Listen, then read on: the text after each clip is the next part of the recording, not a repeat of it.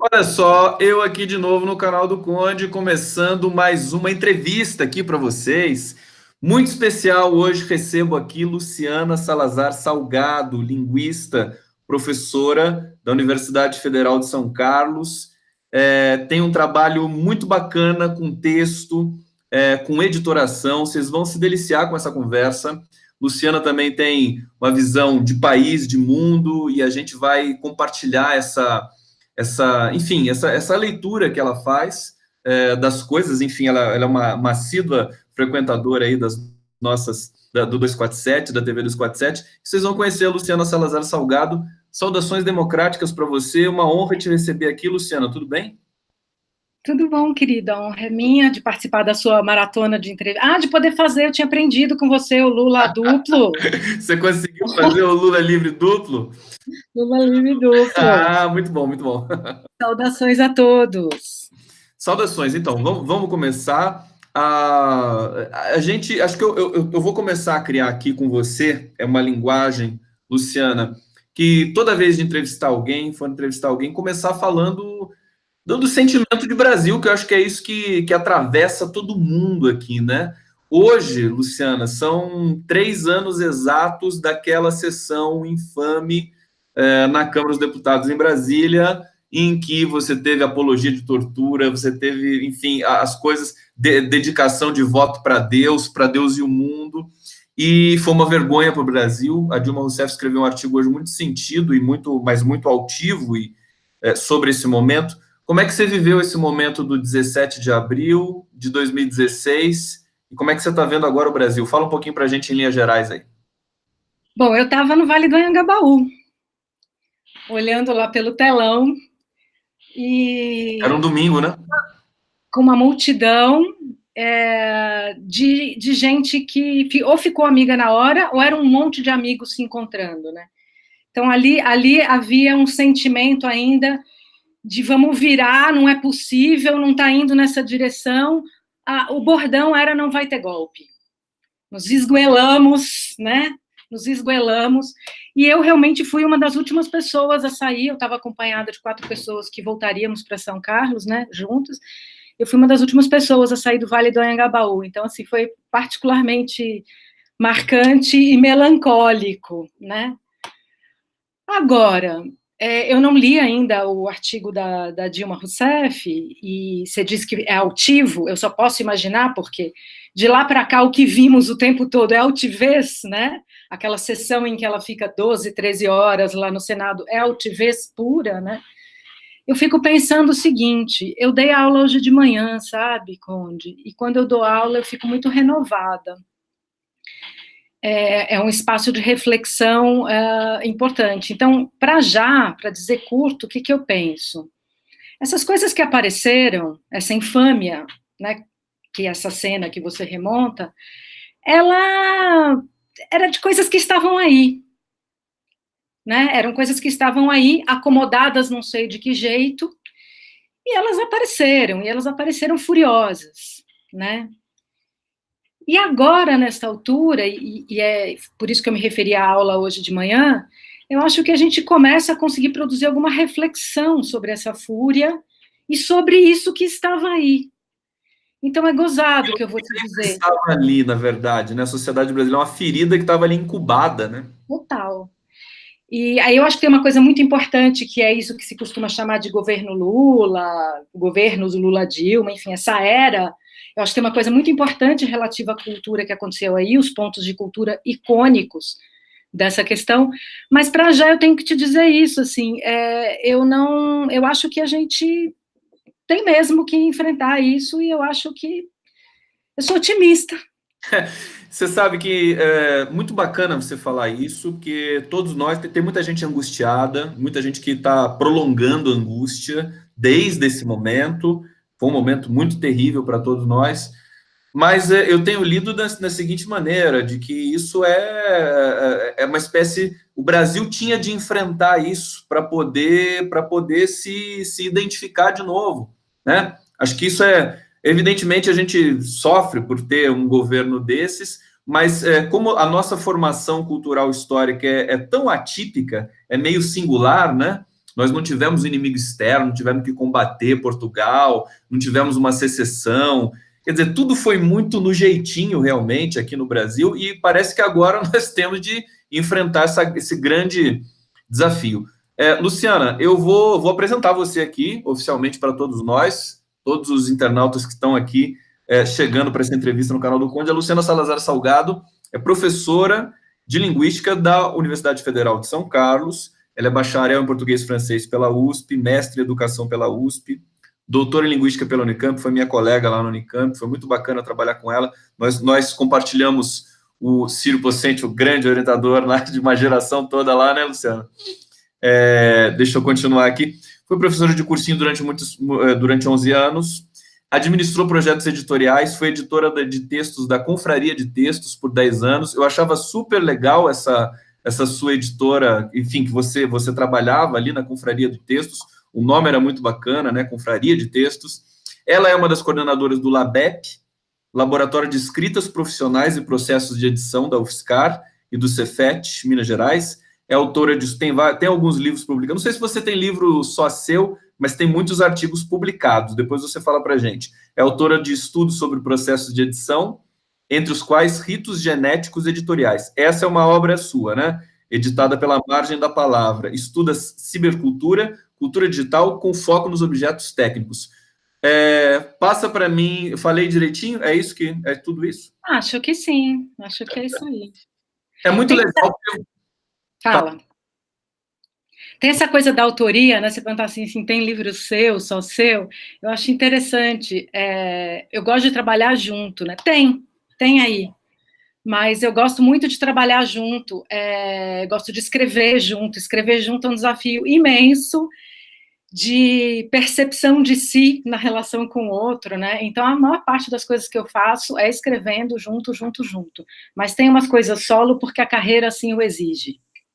Perfeitamente, Luciana Salgado. Você trabalha diretamente com o texto, uma coisa que eu também adoro fazer. Você tem isso, já tem muita experiência nessa área da escrita, da reescrita, de mexer com ele. Fala um pouquinho do seu trabalho na UFSCar para a gente, desse laboratório que você faz com seus alunos. Como é que você define texto? Como é que você constrói essa concepção aí enfim, que é dentro de uma corrente linguística, que é a nossa corrente, que nós compartilhamos também, que é a análise do discurso francesa. Fala um pouquinho para a gente. Então, Gustavo, é engraçado, né? Falar do curso da UFSCar exige que nós falemos do Reúne, porque este curso de linguística que tem aqui, que tem como uma de suas especificidades formar linguistas para o mercado de trabalho, e a profissão de linguista não é uma profissão conhecidíssima. Hoje mesmo, na hora do almoço, alguém falou, você é professora na UFSCar, na TV, você dá aula de quê? Linguística. Aí a pessoa fica assim no ar, não sabe muito como continuar a conversa. Esse curso é parte desse movimento que o Reúne fez. Tem gente que acha que o Reúne é uma quantidade de universidades novas, né? É também imensa. Mas ela é fundamentalmente também uma nova qualidade, né, um novo entendimento, tanto das hierarquias universitárias e da própria ideia de sistema que se constituiu, e da criação de espaços, né, a Universidade Federal do ABC é emblemática, né, espaços em que cursos que estão pensando formações novas para as profissões, para os exercícios, para os ofícios, enfim, não tem nome ainda, mas são necessários no mercado de trabalho, se produzissem, inclusive, em termos de pensamento, né, até a pesquisa e tal, então, a formação e a pesquisa. E o curso de linguística da UFSCar, ele entra nessa balada, né, então ele é um curso que tem muita prática, ele tem muitos laboratórios, o que é um problema interessante, porque a maioria dos professores não é formada nessa lógica, né, então você ainda não tem uma tradição de formação do linguista para o mercado de trabalho mesmo, para a comunicação, para trabalhar com isso que você está trabalhando, que eu acho tão sensacional, que é essa espuma dos dias, né? Essa comunicação aflita do toda hora, que subsume uma quantidade enorme de coisas que não podem ser separadas e discretizadas para poder virar uma comunicação imediata, né? Eu acho que você faz isso muito bem, e eu diria que você faz isso bem porque você é linguista. Então, eu acho que tem uma coisa nova aí, que né, o jornalismo está convivendo, eu acho, com essa formação, e eu fui coordenadora de estágio por alguns anos, e dava para perceber isso mesmo, assim, administração de mídias sociais, por exemplo, os linguistas têm feito muita administração, e é uma perspectiva da língua diferente, né, do jornalismo ou de outras formações de comunicação social.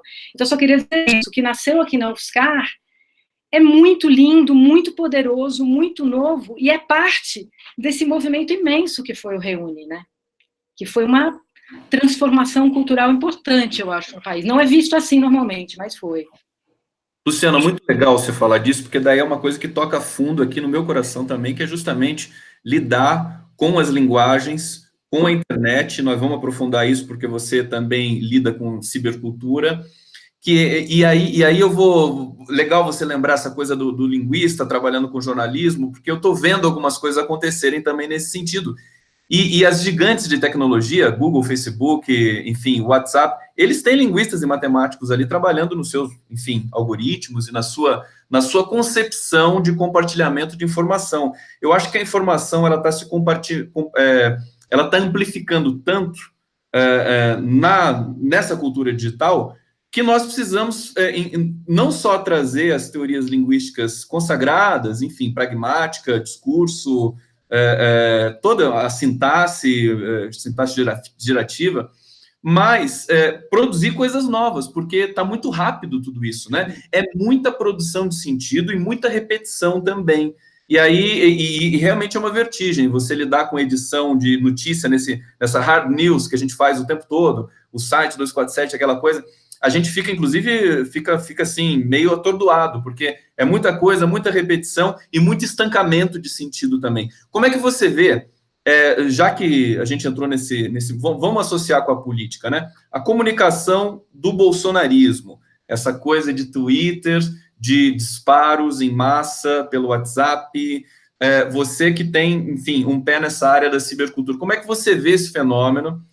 E se você acha que, enfim, em que pé ele está, né? Nós temos condição de combater esse tipo de onda? Uau! Uma resposta curta. Me ocorre uma coisa que lemos hoje de manhã na tal da aula, que é daquele filósofo, sempre apresentado como coreano, mas na verdade ele é radicado na Alemanha, o Byung-Chul Han, não sei, que fala da sociedade do cansaço e tal. Ele, a certa altura, diz num livro que se chama Enxame, um pequeno livrinho, que é soberano hoje, no sentido de que tem o poder hoje, quem tem o poder de conduzir a shit storm. Shit merda mesmo, é que não foi traduzido para o português, né? Então, essa tempestade, essa shit storm, que é o que acontece o tempo todo, né? Uma produção de reações sobre reações, que toma energia, que toma inteligência explicativa, né? A inteligência explicativa, às vezes, se desdobrando para explicar um fenômeno que é menor em relação a um outro maior, que não apareceu na shitstorm, né? Então, eu acho que é um governo baseado em shitstorm, em produção de shitstorm, né? Não sei o que vai acontecer de eu falar isso, se eu vou ser presa, mas é um conceito. Não, certamente é um não. Conceito. Né? É um conceito muito honesto, me parece, porque ele vai mostrando como essa produção de um rumor público que é intenso e é intensamente conduzido pelos modelos de negócios das plataformas em que ele acontece, porque tem essa questão, né, Conde? A gente está ocupando esses espaços e é muito legal que a gente possa conversar assim remotamente, que outras pessoas possam estar com a gente agora e tal, mas isso aqui está recolhendo uma série de materiais, de rastros e produzindo os big data, os grandes bancos de dados para fazer sei lá o que com isso também, né? E não é para não fazer nada, isso fica sendo devolvido para nós de muitos modos. Então, a comunicação, vamos chamar assim, desse atual governo, me parece, ela é vencedora porque ela aprendeu a lidar com shitstorm, ela aprendeu a produzir shitstorm, né? E aí eu vejo vocês conversando muito, Breno Altman é um cara que faz análises importantes nesse sentido, para pensar assim nessa comunidade 247, em torno, né, os parceiros todos, que é assim, é difícil, no Papo com Linguista vocês também falam disso, é difícil para isso que nós chamamos as esquerdas, ou os progressistas, toparmos o jogo da shitstorm. A gente não quer shit, na verdade, né? Talvez a gente não queira nem storm, mas aí o pensamento precisa de uma outra temporalidade, né? De uma outra forma de expressão que está perdendo Eu acho justamente que nós estamos numa crise de tempo. É uma questão assim, reativa, inclusive dentro do campo da esquerda e dentro do mundo da cibercultura e tudo mais. Assim, você quer a solução imediata para esses problemas todos que estão ocorrendo, por exemplo, o Bolsonaro, o governo Bolsonaro.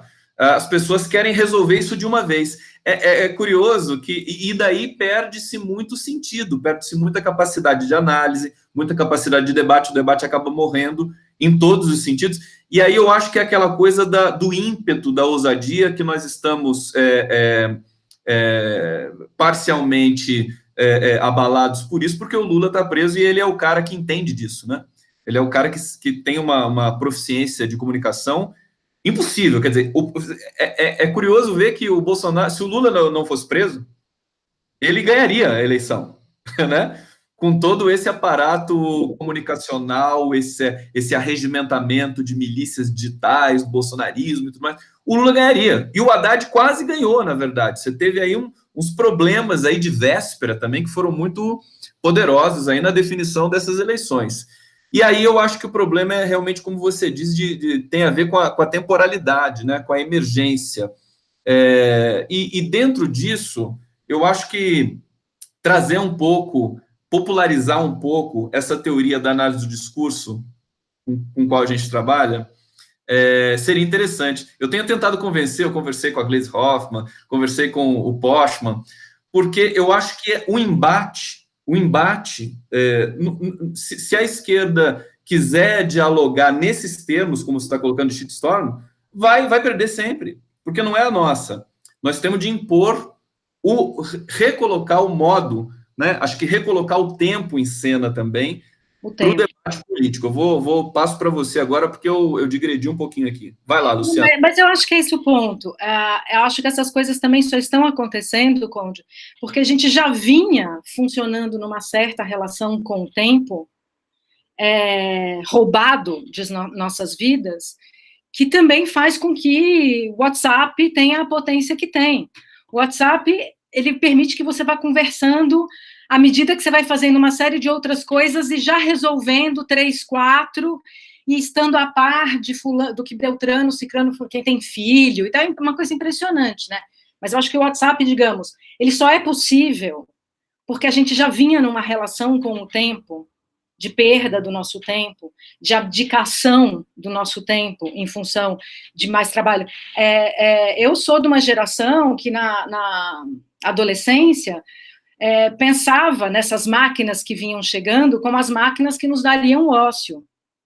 Né? Eu ouvi falar disso 1000 vezes, eu li sobre isso 1000 vezes, muita ficção científica a respeito, teorias depois, e na real o que aconteceu foi, a gente faz muito mais coisa, todo mundo faz muito mais coisa, todo mundo faz serviço de banco, todo mundo faz de tudo o tempo todo. Você está aí conversando comigo, você está pilotando um painel complexíssimo, né?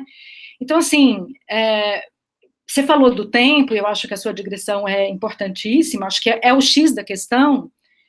E disso a gente já tinha abdicado, a gente, né, já abriu mão lá atrás da nossa relação com o tempo do pensamento, por exemplo. Na própria universidade a gente vê isso. O que faz sucesso? Palestra de 15 minutos do TED Talk. Né? E veja, há palestras excelentes, eu não estou querendo jogar fora aquela modalidade, mas é aquela modalidade que prevalece. Estou lembrando do Chomsky lá nos anos 90, falando naquele documentário que fizeram a partir do livro dele, O Consenso Fabricado. Excelente, recomendo fortemente, segue atualíssimo, né? Olha do que ele estava falando, como se fabricava, né? Como se fabrica o consenso. Em algum momento do documentário perguntam para ele, mas por que você não vai falar essas coisas na televisão? Porque a grande questão era a televisão nos anos 90. E ele fala assim, se me chamarem eu vou. O problema é quererem que eu encaixe uma ideia entre 2 comerciais. Tem ideia que não cabe entre 2 comerciais. Né? Eu preciso de uma live de 1 hora construindo. para que ela vire ideia, para que as pessoas também se sintam, é verdade, tem isso. Então, tem uma coisa que eu acho que é o tempo, mas se você me permite, eu vou insistir. É também a constituição de um uso dessas plataformas, mais além de plataformas nossas. A Tuxi ontem, ou hoje de manhã, não sei, falava dos podcasts que estão pedindo para o 247 muito, né, sobretudo do Bom Dia. Enfim, e ele falava que há um desenvolvimento de uma plataforma própria, né, para esses podcasts. Então, me parece que ocupar de outro modo as plataformas, mas, sobretudo, produzir outras plataformas nos permitirá transformar essa nossa relação com a temporalidade dos fluxos comunicacionais, sabe? Luciana, papo com você, a gente já viu como é que vai ser, né? Muita coisa. Eu peço aí, os nossos internautas estão sempre muito acostumados de falar diretamente de política, mas isso aqui é política. Falar da linguagem, aliás, a política, eu tenho feito esse link sempre, enfim, porque a política é basicamente a linguagem, é a disputa realmente do sentido possível na coletividade. Deixa eu ler alguns comentários aqui dos nossos. Olha só, a Nani Pérez, Luciana, que é sua amiga, tá te dando um beijo aqui, ó. Feliz demais em te ouvir aí, Luciana, dois queridos e lúcidos. Apesar do dia triste, 23 anos do massacre de Eldorado, dia da vergonha e suicídio de Alan Garcia. Um alento a acompanhar vocês. A Nani Pérez é sua amiga, né, Luciana? Grande companheira que rendeu uma homenagem para mim aí outro dia. Quase foi as lágrimas com que ela falou. No Por Elas? Eu acho que eu perdi essa. Não, você a entrevistava. Nessa ocasião, você estava entrevistando. Verdade, foi quando eu entrevistei. E se você me permite, eu faço uma observação que eu acho importante para isso que você está falando de política. A gente se conhece dos anos 90, que, na minha opinião, são o pedacinho de história que a gente não estudou direito e precisa estudar. Os anos 90, por exemplo, nos convenceram de que os anos 80 era uma década que não prestava para nada, sendo que ali estava acontecendo um monte de coisa interessante nos anos 80. Mas, enfim, nós nos conhecemos nos anos 90 para trabalhar com texto. E nós vivemos uma experiência muito importante, que foi sufocada depois, que eram os laboratórios de redação, que, de novo, com a redação do Enem e tudo o que ela vai movendo, se faz renascer como lógica nessa ideia de que a escrita é um processo, é uma descoberta, é uma experimentação, né? Ela não é uma receita, não é um protocolo a aplicar, né? O Enem retoma isso. Nós vivemos isso nos anos 90, num ambiente de trabalho, e eu não tinha ideia de que para ela tinha sido tão bom. Eu guardo uma lembrança queridíssima dela, grande interlocutora, mas eu guardo uma lembrança terrível dos tempos de trabalho no cursinho, porque a memória que eu tenho é de uma expoliação ímpar do nosso trabalho. Nós, que éramos pouquíssimas mulheres, éramos assediadas de uma tal maneira que hoje é impensável.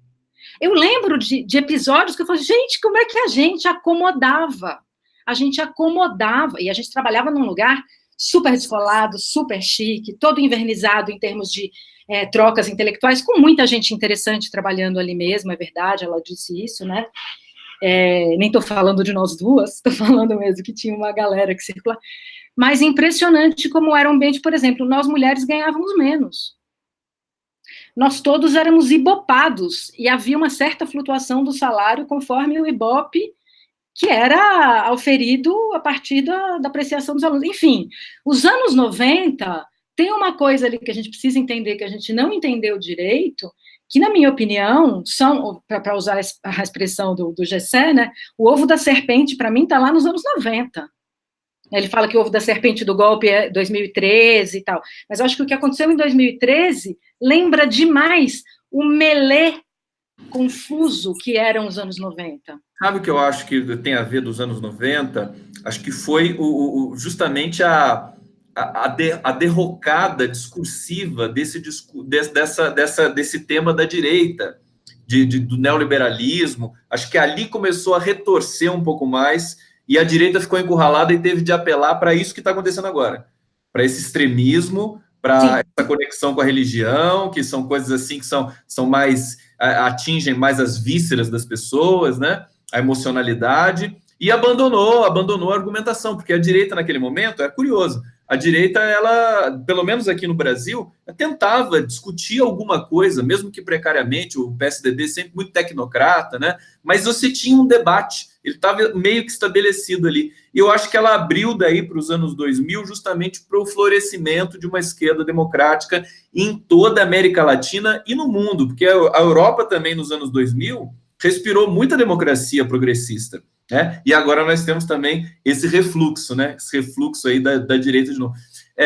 Eu ia fazer uma questão, deixa eu ler mais alguns comentários aqui. Então, saudações a Nani, essa história linda de vocês aí, dessa amizade, professoras, enfim, trazendo. Olha só quem está aqui, ó. Ana Raquel Mota de Souza, dois queridos mesmo, representando maravilhosamente a linguística. Super legal, trabalhei com a Ana Raquel, a gente trabalhou junto lá na Unicamp. Pedro Lula Cândido dizendo, querido Conde, depois coloque as referências dos livros que a Luciana Salazar cita nessa entrevista. Certamente todos aqui têm interesse de se aprofundar nos estudos dessa aula aqui. No final da entrevista, a gente faz um inventário das referências e depois eu coloco nas informações do YouTube. Eu estava pensando, Luciana, queria que você comentasse, já que a gente está se enveredando realmente, vamos sem medo para essa coisa da teoria, um pouco da linguagem, para a gente tentar trazer assim mais para perto do público que acompanha a gente, essa coisa da muita política todo o tempo, mas vamos trazer mais um pouco para essa ideia da produção de sentido, que eu acho muito importante. A esquerda tem, enfim, segmentos democráticos, parece que eles ficaram muito associados com a própria civilização, e é por isso que o discurso civilizatório, se você pensar no pós-guerra, né, eu tenho falado isso em alguns momentos aqui, quer dizer, inclusão social. A direita não fala disso, parece que não está no cardápio deles. Se você pensar em cotas, violência contra a mulher, esses temas que são quentes, violência contra a LGBT, a própria violência no trânsito, tudo isso que inspira, digamos assim, um certo cuidado humanístico. Eles perderam esse discurso e agora eles se enveredaram, a meu ver, ficaram encurralados e tiveram de usar meios subterfúgios, né, subreptícios, para poder criar um tipo de adesão que deu certo momentaneamente. Esse sistema, que também, junto com a questão da temporalidade, nos aflige e nos paralisa em grande medida. Como é que você vê esse cenário? O cenário da repartição, dessa reorganização do discurso ideológico nos últimos anos aí, depois desses anos 90, que são o ovo da serpente, e chegando agora aí, 2019, a gente está muito rápido, já passou muito tempo, né? Tem uma coisa, me parece, que é assim, há uma virada que e isso é diferente dos anos 90 e o PSDB, que se punha um pouco como, você falou em tecnocratas, mas como caminho do meio, né? Sem exaltação, umas falas. Fabiana Micheletti fez um estudo maravilhoso. Maravilhoso, né, sobre a falta de percepção de uma prosódia humana no Serra, por exemplo, fazendo campanhas lá atrás, e tal, como o PSDB buscava uma espécie de ponto zero, né, e de temperança, o traço da temperança era convocado e tal. O que está acontecendo agora é uma explosão, eu acho, e, portanto, já não tem a ver com esses traços semânticos de temperança, de cuidado, de uma coisa moral de quem se sentiu muito atingido naquilo que eram as acomodações próprias. Aqueles valores que funcionavam, aquele jeitinho como a gente vivia aqui, né? E aí tem coisas importantes que são, por exemplo, algumas doutrinas religiosas que viraram imensos negócios, mas que são negócios que são doutrinas e que, portanto, dependem que um contingente grande de pessoas viva de um certo modo, cultive certos valores, etc., né? A participação de uma série de vertentes neopentecostais é bastante importante aí no que aconteceu recentemente. Tá? Então, me parece que tem uma coisa agora que é explosiva, então é diferente do que a gente tinha lá nos anos 90, e talvez tenha sido uma coisa que existia lá, mas que foi coagida, teve que ficar meio quieta, teve que conceder, e que na hora que consegue aparecer, explode. Dia 17 de abril de 2016 é a cara disso, né? Hoje estava lendo um pouco antes da gente se conectar que vai sair uma normativa, alguma coisa assim, que não se pode mais usar calça jeans, né, no Congresso. Então, acho que li até no 247, subiram. Sim, saiu. Né? Então, tem que ser calça social, e as mulheres, se estiverem de vestido, pode ser calça social também, mas se estiverem de vestido, tem que ser até o joelho. Aí você fala assim, é tão engraçado, a gente se dá. Eu entrevistei o Pedrinho Marques, que acho que também você conheceu, grande poeta, escritor, e ele fez uma série de poesia satírica com o Temer e com o Bolsonaro. Eles são sátiros, mas é porque é tudo muito. É impossível você levar a sério, mas é sério. O problema é esse. Então, eu acho que é sério, porque nesse momento, o debate, voltando no que você tinha falado, né, havia um debate. Nesse momento, por exemplo, eu e Nani, lá nas salas do cursinho onde trabalhávamos, discutíamos tardes inteiras com a meninada, né? Eventualmente, uma outra retaliação e tal, mas havia esse espaço. Agora, por exemplo, a sala de aula está um pouco tensa, dependendo de onde você vai dar aula, está um pouco tenso, porque você não sabe se esse debate é possível e tal. Mas a questão, me parece assim, que eu queria chamar a atenção é uma explosão de uma reação moral. Então, não tem debate possível. Porque não se trata, pelo menos não debate nesse sentido iluminista, né, do esclarecimento. Vamos nos esclarecer sobre o que está se passando. É moral, é figadal, né, é reativo, é reacionário. Né? Agora, junto com isso, é preciso pensar uma coisa importante, que era um serviço que eu acho que a gente estava fazendo e que foi interrompido por essa explosão de uma moralidade acuada, enfim, aflita, que é a própria ideia de inclusão, né, Conde? Pensando da perspectiva da universidade, em que eu estou, e eu vim para cá em 2010, então eu vim no auge do sistema se produzindo com uma riqueza, com um florescimento. Eu já era velhinha, foi uma decisão pessoal de participar desse movimento. Eu já eu fazia uma outra coisa, né? Eu estava numa outra trajetória.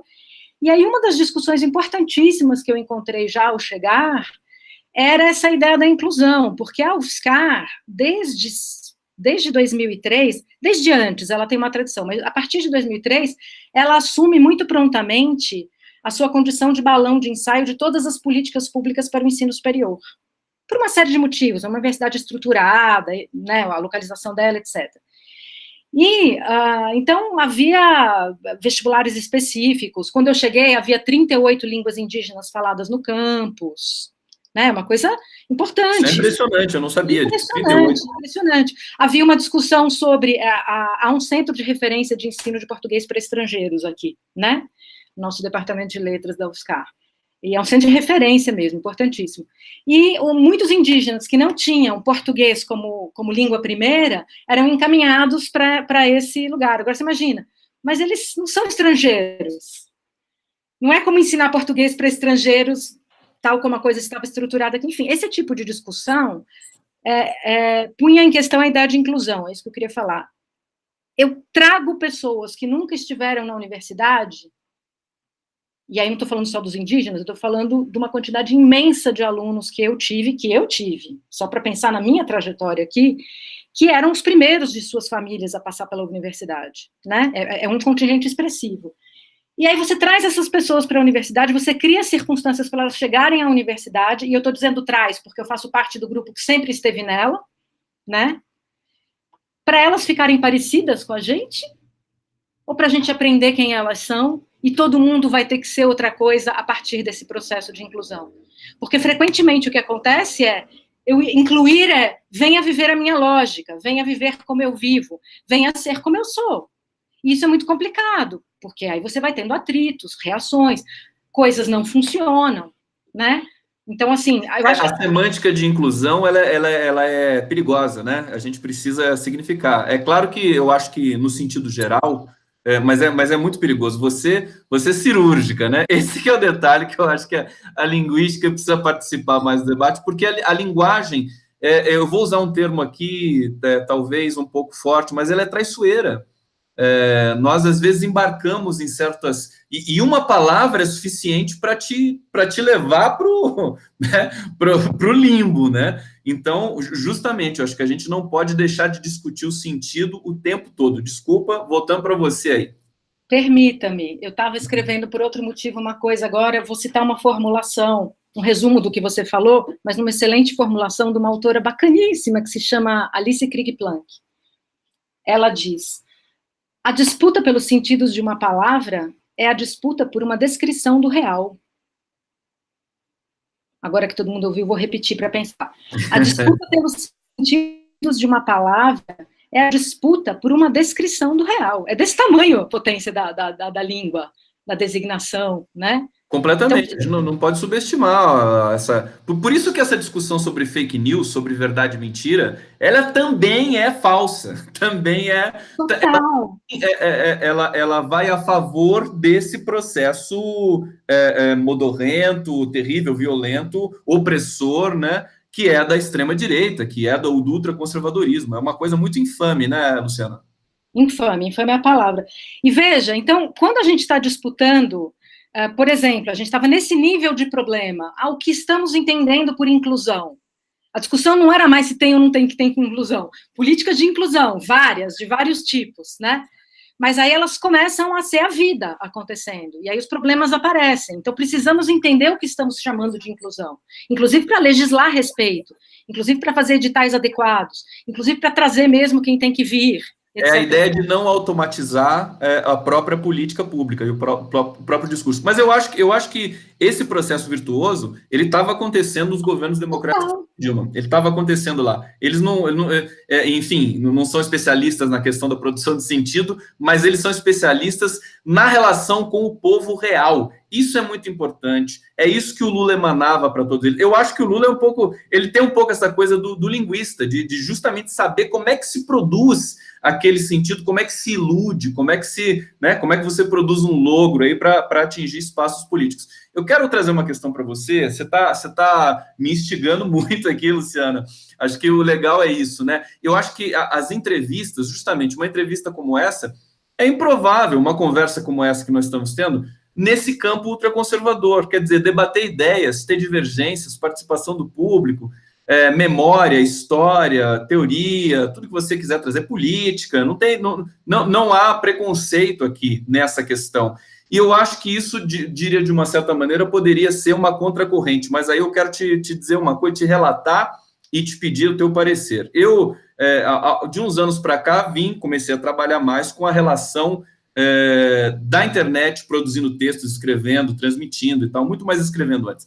E eu sempre tive comigo o seguinte: jamais subestimar a inteligência de qualquer pessoa que seja, inclusive a experiência dentro da sala de aula, né? Você dá aula para adolescente, você dá aula para, enfim, na universidade, na graduação, você não pode, né, jamais embarcar na ideia daquele eu sei e você não sabe. E aí, o que a gente acaba produzindo? A gente acaba produzindo uma sinergia muito forte, coletiva, que é o que você falou, que não gosta de escrever sozinha, gosta de escrever em comunidade. E eu acho que a própria escrita que a gente faz, estando na plataforma digital, ela vai ser coletiva obrigatoriamente, porque está todo mundo ali interagindo. Agora, nessa nossa conversa, as pessoas estão ali no chat interagindo. E eu vejo, daí a pergunta é a seguinte, né? O pulo do gato é o seguinte: a imprensa tradicional, ela não entende isso. E a imprensa independente, progressista, enfim, que está na cena aí nesse momento, sobrevivendo com dificuldade, mas dignamente, ela já começa a entender melhor essa questão do texto coletivo, da produção coletiva de sentido. E aí é a ideia de jamais subestimar o leitor. Você vê que o leitor da Folha, do Estadão, do Globo, eles são passivos. Eles não conseguem se lançar nos comentários. A Folha nem quer mais Facebook, internet. Eles já estão meio que desprezando isso erradamente. Eles sabem disso, né? Sabem que não é uma boa opção. Como é que você vê isso? Quer dizer, tem um panorama que é muito positivo também do uso das redes. Você trabalha diretamente com cibercultura. Fala para a gente como é que a gente pode ter esperança nesse campo. Olha, até anotei uns negócios para ver se eu me atenho aqui a alguns tópicos fundamentais, porque isso dá pano para manga, né? Mas eu queria falar sobre essa imprensa, essa mídia, né? Se é mais adequado chamar de mídia corporativa, que você chamou de tradicional. Eu acho que o maior problema de todos é que ela quer ter a prerrogativa da pauta. Então, sempre que escapa, ela não sabe o que fazer, ela agride, ela esconde, né? Uma das violações imensas nesse processo, desde o tal dia de 17 de abril de 2016 para cá, que aconteceu com essa mídia no Brasil, foi ela deixou de documentar e de mostrar uma série de fatos, por exemplo, manifestações gigantescas, importantíssimas, né? Que sim eram informação de utilidade pública, né? Pensando na deontologia do jornalismo, etc. Então, assim, essa mídia corporativa, ela quer a prerrogativa da pauta a qualquer custo mesmo. Então, ela é capaz de... É muito engraçado ver, outro dia vocês estavam discutindo a Agência Lupa, não lembro mais que entrevista na sua maratona eu estava vendo, que eu estou na maratona com vocês. E aí, vocês estavam falando dos critérios. Eu acho gozadíssimo que um jornal como a Folha de São Paulo tenha alguma legitimidade para participar de um processo de checagem, assim, eles mentem. Vamos pensar na ficha falsa lá da Dilma, lá atrás, só para pegar um caso bem midiático. Mas lá nos anos 90, quando estávamos, eu e Nani, lá, com os meninos, etc., discutindo, isso já era a atitude da Folha, porque se recomendava aos meninos, leiam os jornais, você tem que estar bem informado. Então, uma das discussões que a gente fazia era isso, né, assim, que jornais, que informação é essa? Então, esse problema da prerrogativa da pauta a qualquer custo, eu acho que é o grande motivo do envelhecimento dessa mídia. Eu acho que eles perderam o pé aí, né? As pessoas também quero falar disso, quero que isso seja assunto, quero, né? E às vezes não é nem por uma consciência política, às vezes os movimentos sociais fizeram isso, né? Mas às vezes é por uma premência de uma realidade que explodiu de uma tal maneira que é isso que eu quero ver representado no jornal, na novela, né? Isso que está me acontecendo tem de estar ali. Então, acho que eles perderam o pé com essa prerrogativa da pauta de qualquer maneira. Agora, o que eu acho que você quer um otimismo de mim, eu acho que você quer que eu fale uma coisa bacana sobre como a gente ocupa esse espaço e transforma. Eu fico pensando assim, o Lula é um cara que ensinou muita coisa para a gente. E tem isso que você falou, eu acho, essa percepção dele do termo, da expressão, é um cara bom de cristalizações, né? Os nominhos que ele dá para as coisas, o modo como ele cristaliza certos sintagmas, né, certas unidades de sentido, e as retoma em ocasiões especiais. E associa com afeto, e associa com a história pessoal, que é uma coisa que quase... Então, eu acho que se soma a isso, o fato de que ele é capaz, tem uma coisa que é de uma intuição estrategista, que eu acho que você tem, por exemplo, acompanhando a sua maratona, que é também de procurar antecipar o que virá. Então, isso exige um estudo muito acurado desse outro, com quem eu estou falando, né? Essa entrevista que eu estou dando aqui para essa jornalista desse lugar, nessa circunstância, vai circular de que jeito, onde, como é que isso pode ser retomado, né? Então, assim, é um exercício bastante complexo, e eu acho que a intuição trabalha muito aí, aqui ter conhecimentos específicos, mas me parece que a intuição também é isso, quanto mais a gente treina, mais a intuição vai junto. Eu falo isso do Lula, né? Quer dizer, a intuição dele é uma intuição construída, né? Porque ele sabe quais são os movimentos da história, os movimentos internos políticos, as precipitações, as antecipações do outro. Então, assim, fica fácil ter intuição também, né, Luciana? Então, mas a intuição, ela fica acurada quando você está inteiro na sua vida, né? Aprendendo com o que você vive. Eu acho que o Lula, o que é impressionante nele é isso. E aí, fundamentalmente, uma outra coisa. Ele trabalha coletivamente. O tempo todo. Aquele improviso que ele vai lá e faz, estou lembrando de novo, sei lá, a última vez que ele falou em Liberdade em São Bernardo. O que ele disse ali é de rever de vez em quando para, né, ficar assim, tá, né, vamos lá, vamos em frente. É impressionante. Agora, ele construiu aquilo 1000 horas antes, em diálogo com grandes companheiros que estavam ali no sindicato com ele, né? As pessoas que trabalhavam, por exemplo, as equipes de assessoria, redigiam 2, 3, 4, 5 versões de texto. Aí, no final, ele ia lá, virava o papel, né, o clássico, e não lia. Ele não lia, mas a produção daquele texto que ele não lia, ele tinha participado disso. Falar nisso, Luciana, você como uma especialista do texto, da produção do texto, agora me chamou atenção para isso. Você tem visto os bilhetes do Lula, acho que você deve ter visto por aí e tal. O Lula, ele está presente em todos aqueles bilhetes, é impressionante como a dicção dele está ali.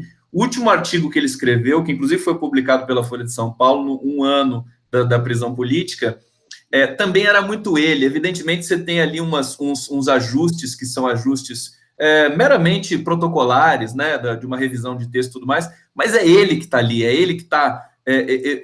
e aí eu quero saber de você o seguinte, eu fico muito fascinado com isso, quer dizer, ele está isolado, parcialmente isolado, né, porque ele recebe lá os advogados e tal, e tem uma comunicação ainda que seja proibido de dar entrevistas, mas nasce um Lula diferente, o cara consegue se reinventar mais uma vez. Como é que você explica isso? Eu acho que tem a ver com isso. Primeiro, eu acho que ele tem um sentido de ser histórico, né? Que faz parte da crise que vivemos. Eu acho que muitos perderam o sentido histórico do seu ser, né? Acho que temos uma crise cultural que tem a ver com isso também. Ele tem um sentido, e do lugar que ele ocupa, né, num momento extremo como esse. Então, primeiro, eu acho que ele é muito... As pessoas que o visitam são unânimes em dizer assim, que incrível, como ele está sereno, como ele está centrado, né? Esse cara tem um plano, e talvez ele não tenha talvez ele tenha aprendido a fazer o B, o C, o D, o F, justamente nessa relação de cultivo de uma intuição, né? Imagina a relação que ele estabelece ali com seus carcereiros. Eu tinha uma curiosidade enorme. A gente já sabe que o carcereiro, inclusive o nome do carcereiro é Chastalo, ele, enfim, tem uma relação de afeto ali já estabelecida. É bom até não falar muito, porque senão a juíza lá... Isso. Mas é por isso que eles estão enlouquecidos e querendo, não sabe o que fazer com esse homem. Porque esse estabelecimento de um estado permanente de troca é o que ele produz, né? Agora, o site Cartas para o Lula é emocionante. E assim, eu já escrevi uma carta, eu escrevi a terceira carta agora. Estamos todos em diálogo com Lula, inclusive os seus rivais, que só conseguem, toda vez, vamos pensar na shitstorm, boa parte das shitstorms produzidas é quando alguma coisa está arrefecendo, ou quando alguma coisa deu muito errado e está aparecendo e está fazendo mal, chama-se de novo a imagem do Lula para bater nela, para criticar, para inventar um novo processo, mas assim, eventualmente do PT também, mas sobretudo o Lula, Marilena Chaui disse recentemente, é a rocha, né? É impressionante.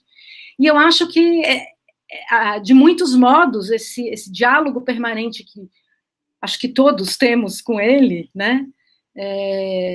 Chega nele, chega como informação objetiva, e eu sinceramente acho que chega de outros modos também, né? Certamente chega na certeza que ele tem de que tudo que ele é e representa nesse momento se construiu num estado permanente de troca.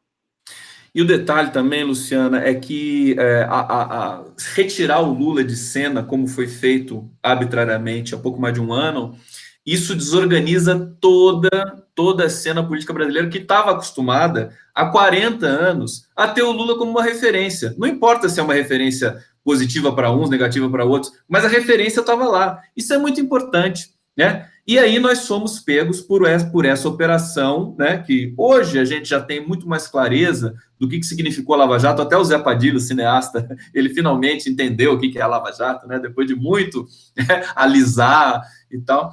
E aí tem justamente, você está falando, quer dizer, do texto coletivo do Lula.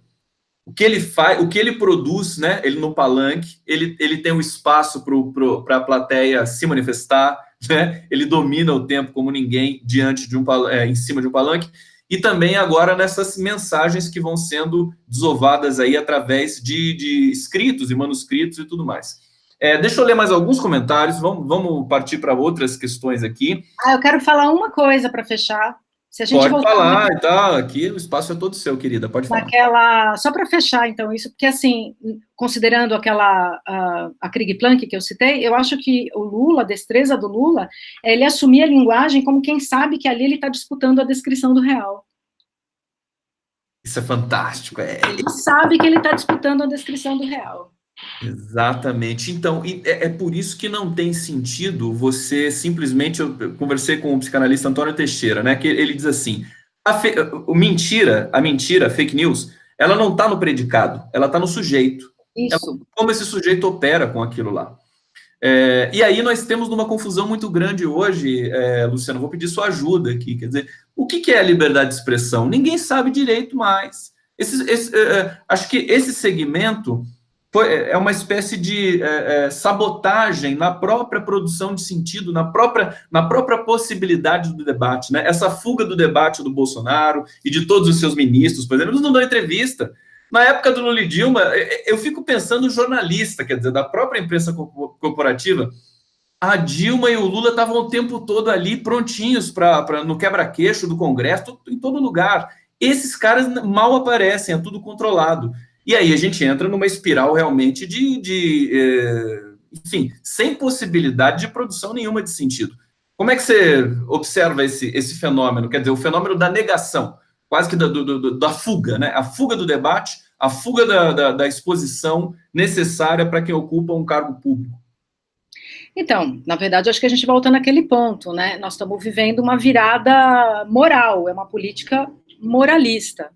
E uma política moralista embaralha todos os combinados republicanos, né? Uma política moralista, ela põe em questão a letra da lei. Como é que o Lula está preso, meu Deus? Assim, do ponto de vista legal, né? O que são essas peças jurídicas que já foram lidas, trelidas, eventualmente ridicularizadas, fora as últimas aí que são recorte e cola, já constatados e tal, mas assim, em termos de argumentação, né, há livros mostrando direito as palavras, de defesa, enfim, tudo foi... etc. E tal. Então, assim, a virada moral, ela tem um apoio que é dessa ordem, né, são os fígados que aderiram a essa virada moral, não há debate, não há assim, como fazer valer a lei, porque a lei é de um outro funcionamento, a lei vem de um funcionamento do esclarecimento, dos combinados, o combinado não está bom, então vamos debater nos fóruns adequados um novo combinado, tem uma questão da temporalidade, a democracia exige tempo para a sua produção, tempo de discussão justamente da descrição do real que nós vamos disputar, né? Tempo de pensar que nome a gente vai dar para as coisas, tempo de pensar com quem a gente vai partilhar em primeira instância, em segunda instância, em terceira instância, os anunciados, né? Essa galera não precisa fazer nada disso, porque eles estão só, assim, numa encenação, não no sentido de ser mentira, mas eles estão só fazendo uma coisa que, no fim, todos nós fazemos o tempo todo, na atual conjuntura, que é uma encenação de si. Eu sou assim, eu sou desse jeitinho. Então, a gente estava falando de etos, né, antes de entrar no ar, a gente estava pensando, essa produção de etos, essa produção de um jeitão, de uma marca, a gente tem que fazer tanto isso, as novas mídias exigem da gente o tempo todo que a gente se represente, né, os avatares todos, etc. e tal. Eu acho que esse governo, ele é só isso. Ele é essa casquinha, né? Pelo menos essas figuras, digamos, que estão, porque as coisas estão acontecendo, são coisas sérias e profundas. Mas as pessoas que estão, de fato, trabalhando, fazendo os contratos, vendendo as coisas, derrubando leis, destruindo os comitês, as comissões, etc. e tal, isso tudo está acontecendo, coisas gravíssimas acontecendo. Mas essa galera que está aí na pantomima, os sátiros, né? Eles são só isso, eu acho que eles realmente estão só... Não tem nada, inclusive, quando tentam ver alguma estratégia nisso, por exemplo, coloca o Abraham Weintraub no Ministério da Educação, porque ele representa o mercado financeiro, não entende nada de educação e vai destruir tudo, e é isso que a gente quer. Eu acho que isso é tentar explicar demais até a própria falta de conteúdo do bolsonarismo, porque eles me parecem, eu faço a cobertura diariamente dessas notícias primárias e das análises também que vão sendo desovadas aí sobre o governo, eles realmente parecem confusos, eles não sabem o que eles estão fazendo. E aí, como nós temos a tendência a interpretar tudo, nós damos um sentido a esse caos, né? Nós tentamos dar um sentido a esse caos, mas não tem sentido nenhum. O Bolsonaro é realmente fraco. É shitstorm. Oi? É shitstorm. Shitstorm, não tem condição. Não, é que tem gente que acha que o shitstorm é uma estratégia colocada para ganhar espaço aqui e ali. Eu acho que alguma coisa pode ter, evidentemente. Não, tem gente ganhando com a shitstorm. É que o governo é complexo. Você vê que o Bolsonaro ele falou: não, isso aqui é um abacaxi, eu não nasci para isso, estou arrependido de estar nesse lugar, praticamente. Só faltou ele falar isso porque exige muita... Governar um país não é trivial, né? Zé Dirceu disse que a cadeira queima, ela queima porque exige muita, enfim, Você precisa saber lidar com as pressões. Eu vou ler alguns comentários aqui dos nossos internautas. Olha só, a Nani dizendo aqui, a Nani Lula Livre Pérez. Pois é, ela está respondendo para uma querida outra internauta aqui. Deixa eu ver. Linguistas ocupando o debate. Pablo Arantes chegando aqui para comentar. Querido Papo com Linguista aqui. Saudações para Luciano e para Conde. Helena dizendo, Chomsky falou disso recentemente, relacionado à prisão do Assange e do Lula, que ele considera como o maior preso político do mundo hoje. Deixa eu ver, o pessoal está curtindo muito a conversa. Sem a Mota, quero escrever uma carta para o meu presidente querido, Luiz Inácio Lula da Silva. Então, o Lula, Luiz Fernando Dinando dizendo aqui, que papo gostoso, parabéns, Conde, parabéns para a Luciana. Luciana que é a protagonista aqui desse papo de hoje aqui. Vou até esticar um pouquinho, porque eu estou falando demais. Luciana, todo mundo está angustiado com esse momento do Brasil. E aí tem essa questão do tempo. Vamos esperar, como é que vai ser? Eu acho que é rápido. Eu acho que as coisas, o tempo histórico, né, se a gente for ver bem, tudo que a Dilma Rousseff, no texto que ela escreve hoje, e tudo que ela disse naquele momento em que ela foi impedida, de maneira arbitrária, se concretizou, né? O Temer saiu como presidente mais impopular da história do país, presidente golpista, enfim, todos esses artífices do golpe estão, né, num processo de identificação generalizado aqui no Brasil. Todo mundo já sabe quem é o Aécio Neves, um cadáver político. O PSDB morreu praticamente, o Dória vai dar um nome novo para o PSDB, provavelmente vai ser mais um elemento aí de destruição do próprio partido, desse partido PSDB, que foi importante num dado momento da história brasileira. E aí tem essa questão do tempo. Eu acho que nós estamos assim na iminência de uma eleição para as prefeituras no ano que vem. Acho que a resposta vem forte, acho que é pedagógico nesse sentido que nós tenhamos de ter, quer dizer, o Bolsonaro na presidência da República era um elemento que, paradoxalmente, o brasileiro precisava disso para entender que não se pode brincar mais com protocolos democráticos. Como é que você vê esse momento, essa espera, a posição, quer dizer, essa reorganização do espectro aí ideológico partidário brasileiro? Falando, se você quiser falar da universidade também, acho importante que você tenha essa experiência muito, muito forte, muito concreta das movimentações, dessa tentativa de silenciamento do governo por parte do debate dentro das universidades. Luciana. Olha, em linhas gerais, e aprendi isso com Breno Altman, eu não vou me arriscar a fazer projeções, não me sinto em condições, acho que vocês têm muito mais condições de explorar as hipóteses e tal. Mas eu tenho um sentimento de que a reação pode vir nas próximas eleições, mas ela virá também de outros modos, petit à petit, assim, sabe? Brotando aos pouquinhos, porque eu penso que se esse governo é de sátiros, essa coisa toda, e talvez a shitstorm não seja propriamente uma estratégia, mas ela tem sido efetivamente útil para que uma série de coisas aconteçam, eu acho que a hipótese de um projeto que não é nacional para o que está acontecendo no Brasil agora é muito forte, né? Então, essa gente está conseguindo, está levando tudo que quer levar, está comprando tudo que quer comprar, enfim, digamos, de algum modo o shitstorm é útil para que a gente permaneça, me parece, ainda um pouco presos nessa lógica, inclusive as redes sociais. Eu acho que isso merecia um papo bem longo sobre funcionamento algorítmico mesmo das redes sociais, né? Então, eu falei que eu sou otimista, mas eu acho que a gente tem uns anos de muita aflição pela frente. Eu acho que a gente tem uns anos de muita aflição pela frente. Se cai, não cai, quem entra. Eu acho que pode nem não cair ninguém, mas acho que nós vamos ficar falando disso muito o tempo todo, isso faz parte do shitstorm. Mas há reações. Hoje eu recebi uma coisa lindíssima, que se estivesse à mão eu leria, não está, mas também podemos referenciar aí para o pessoal depois. Recebi uma carta lindíssima de professores de letras, uma aluna minha, que é professora no Instituto Federal, uma doutoranda, manda para mim uma carta de professores de letras reagindo ao que aconteceu com Camila, esqueci o sobrenome, uma colega, lá em Águas Lindas, Goiás. né? Acho importante falar disso, quer dizer, eu estava falando para você, eu tô meio sem espontaneidade em sala de aula. Esse é um nível do problema. O outro é esse, ela foi presa, né? Ela foi levada, ela teve que assinar lá um termo de não sei o quê, enfim. Né? E eles estavam justamente discutindo o problema do alto índice de feminicídio na região, enfim. Mas tem essa carta, e é uma carta dos professores de letras dos institutos federais. Eu acho que está... Uma hora você estava falando, eu pensei numa expressão do Milton Santos, que é um autor de que gosto muitíssimo, tenho estudado, né? Acho importante, é um brasileiro teórico importantíssimo, acho que todos da linguagem devíamos conhecer. Ele tem uma noção que eu acho que é perfeita, que é confusão dos espíritos. É um tempo de confusão dos espíritos. Eu acho essa expressão muito designativa, né? Uma hora, a gente acabou nem falando, né? O que é liberdade de expressão?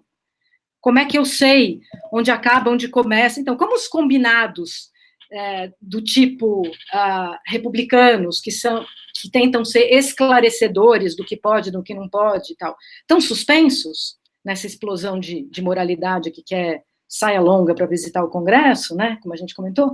Então, assim, eu acho que a gente está vivendo uma confusão dos espíritos, então dentro da universidade isso também aparece. Manuela Dávila viria falar aqui na Feira do Livro, que vai acontecer na UFSCar, por conta, inclusive, por ocasião do lançamento do livro dela, enfim, que também é todo um investimento político também que merece discussão, na minha opinião.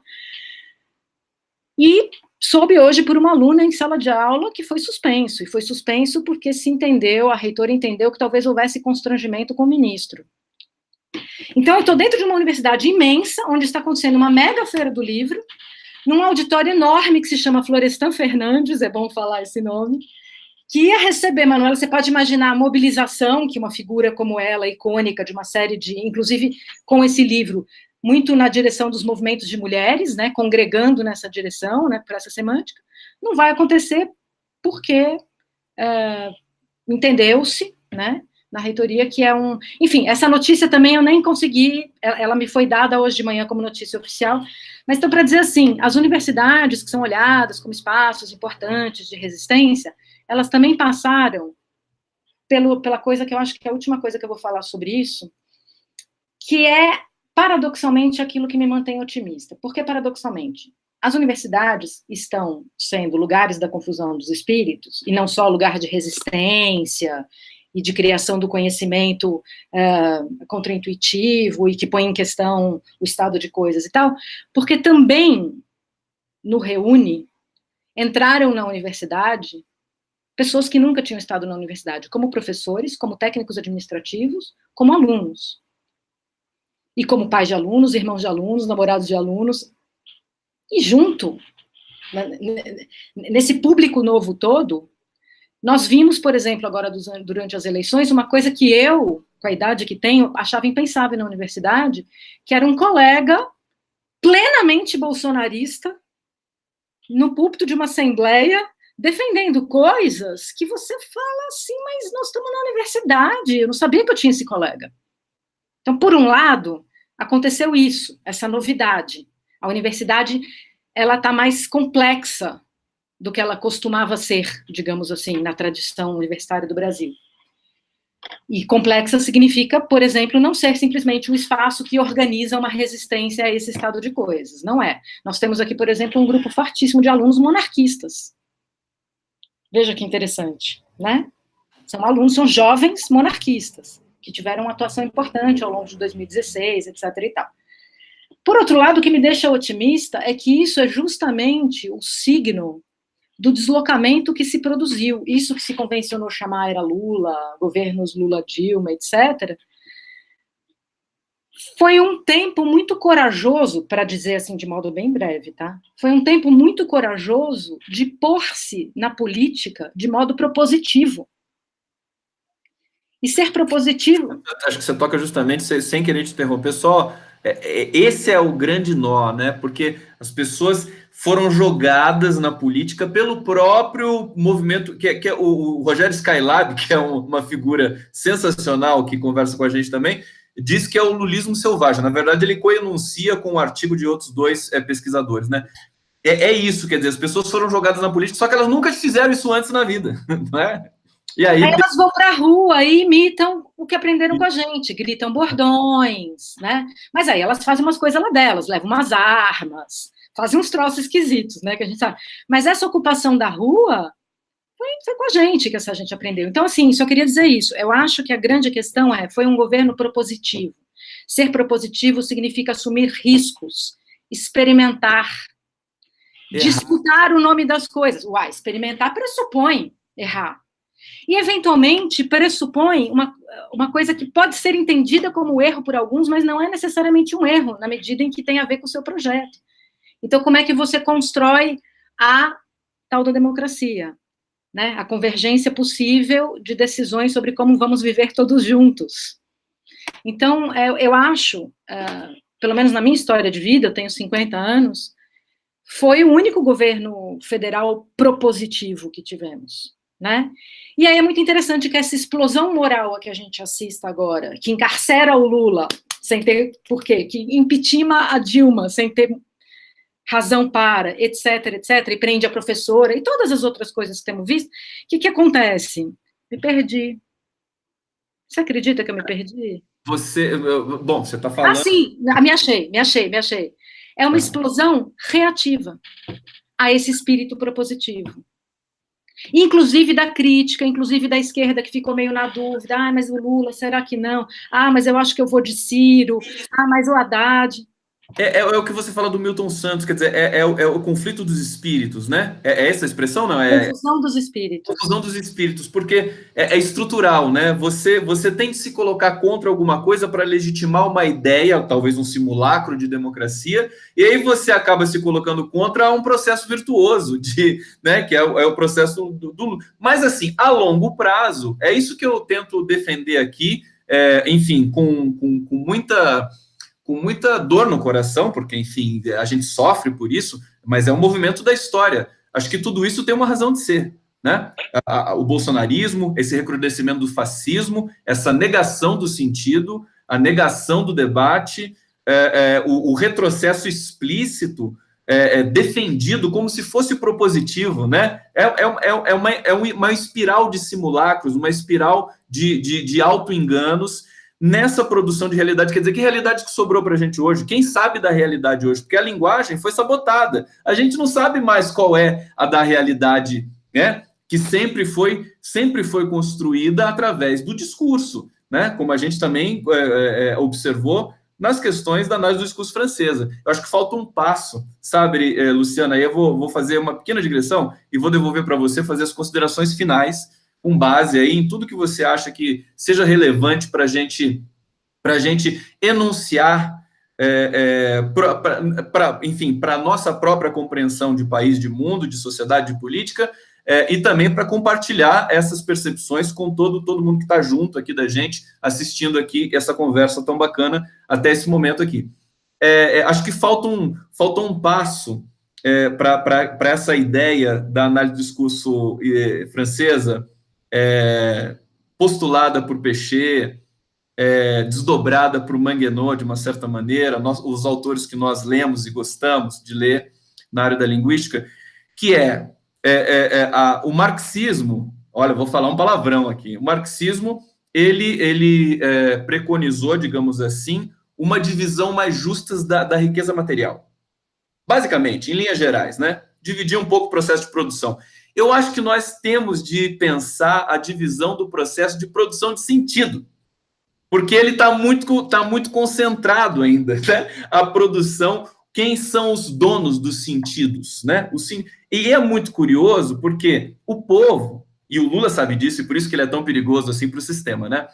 Tem condição de justamente compartilhar esse sentido de igual para igual, né? Porque, inclusive, democraticamente, essa história, o voto de um acreano pobre, humilde, trabalhador, vale a mesma coisa de que um executivo de multinacional aqui do Sudeste.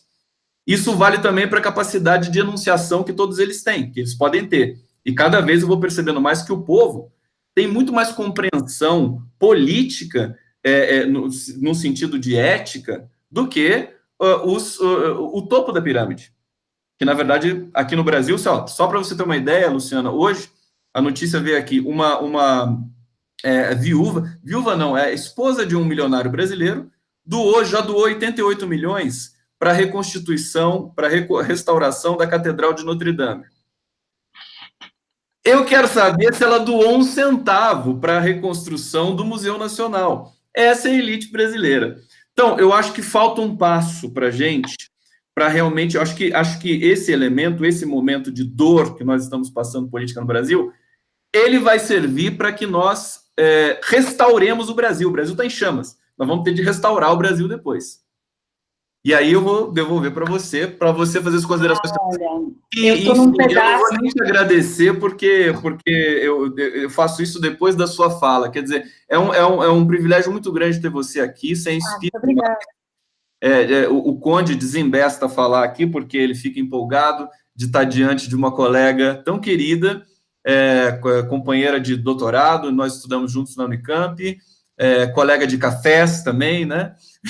Muitos cafés ali. Muita Arcádia. Né? Muita Arcádia, e é uma coisa que também enfim, provoca emocionalidades para mim. Muito feliz de estar conversando com você, e o próximo passo é você participar do nosso papo com o linguista. Mas, voltando assim, queria que você fizesse aí um apanhado geral de tudo que a gente falou, da situação política, do sentido, da linguagem, para que nosso público possa se integrar na nossa vibração aqui. Então, para pensar um fechamento, uma coisa curta, né, que acho que a gente poderia uma hora conversar sobre os pontos de cultura, por exemplo, e sobre o sentido do Assange, a prisão do Assange para tudo isso, mas para nos atermos, né, porque são iniciativas, deixa eu me explicar, os pontos de cultura e o Assange representam momentos em que as vozes que nunca falaram se apresentam, e se apresentam como ponto de cultura, o lugar onde se produz conhecimento, se produz alguma coisa, né? Os pontos de cultura foram, eu acho que, o centro da grande revolução, desse deslocamento cultural de que a gente está falando, né, que se produziu na chamada Era Lula.